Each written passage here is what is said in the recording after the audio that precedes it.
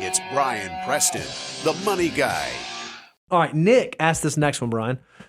Nick says, I got a bonus and it fully funded my 401k for the year. Yeah. Should I have waited and funded it throughout the year in case the market continues to drop? Nick is just the lucky one who's going to get a tumbler. There are a lot of questions around here, people asking, hey, should I front end load my 401k? Should I fill it up as fast as possible? Should I try to max it out early on in the year? What's the best strategy? How does a financial mutant think about this? Oh, man. I mean, there's so many. I mean, the synapses in my brain are just firing in all directions because there's so much to take with that. First of all, I want to give a compliment to all of you asking those questions. Financial mutant territory there. I love that you're seeing this thing going down. I'm doing the same thing, by the way. I mean, when I see the market getting its teeth kicked in, even though I've gotten older, it's still exciting. It's like, man, this is scary.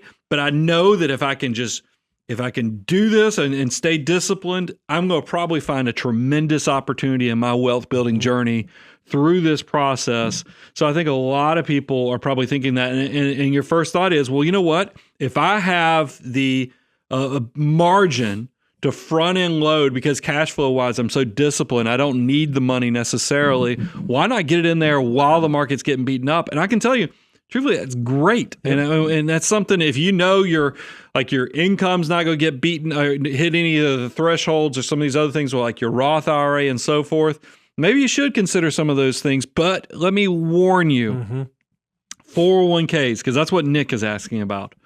I remember the first time I saw this happen, I was like, that can't be right. That's wrong. Surely there's some safeguard in the system to keep this from happening. And then you find out, no, this is a bad deal for employees when these programs are set up this way. There's a lot of 401ks out there, and you wouldn't know it until you go and ask somebody or it just happens to you, that if you don't have a monthly salary deferral going in, you don't get the employer match. And you're like, oh, well, I'm sure they'll make it up at the end of the year. No. It's not the case. So, I mean, because we've dealt with this where people get so excited, they front end load, and it's not uncommon. It's a bonus like this, where that's why sometimes if you're in that type of income situation, you might want to, instead of doing a percentage of your income, you might want to put the dollar amount, the fixed dollar amount that's coming out of your pay cycle, and just make sure you update it as we get the inflation adjustments. Because I have seen this and it breaks my heart because you just left free money on the table. And now, not every employer does this. It's really how the plan's designed. It's how the payroll provider as well as the 401k administrator structures this. But it happens all the time. So that's the first thing. If you're going to front end load your 401k to be an opportunistic with what's going on in the volatility of the stock market, you better measure twice to ensure that you're not foregoing some type of employer match on those dollars, because that's the first thing. The other part is just ask yourself: are you doing this as truly a financial mutant taking advantage of this, or is this going to cause you some type of emotional distress later? Because what I don't want you to do is you've got a little extra money sitting there. You got $10,000 of margin. You say, I'm going to go put it in right now, and then you find out that catching the falling knife is hard. Because that's the point I was going to make. Is I feel like how many times have we seen that not work well? Right? Think about the cycle of market emotions. I mean, when we look at all the emotions that investors feel, at first when it starts going down, there's a little anxiety, but you're like, oh, but I'm a financial mutant. I'm going to go double down and take advantage of this. It's not until we hit 2 or 3 more clicks down on those rungs of finding the true bottom of the stock market that you hit capitulation, where the typical investor is like, oh my gosh, how could I have been so dumb? I should never, ever, ever do this again.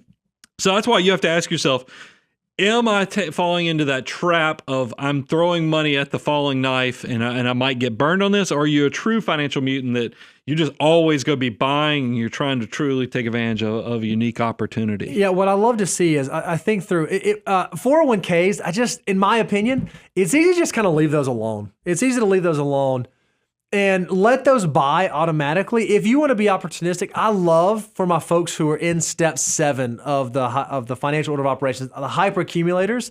Maybe you're doing a dollar cost averaging strategy and you're saving $500 a month.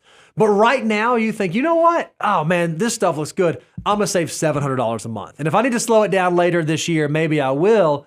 I would rather see you do that because it's just easier to change. Because here's what you don't want to do. Maybe you're someone who's like, oh, okay, I'm gonna front end load my 401k. I'm gonna jack my contribution up to 30%. I'm gonna max it out.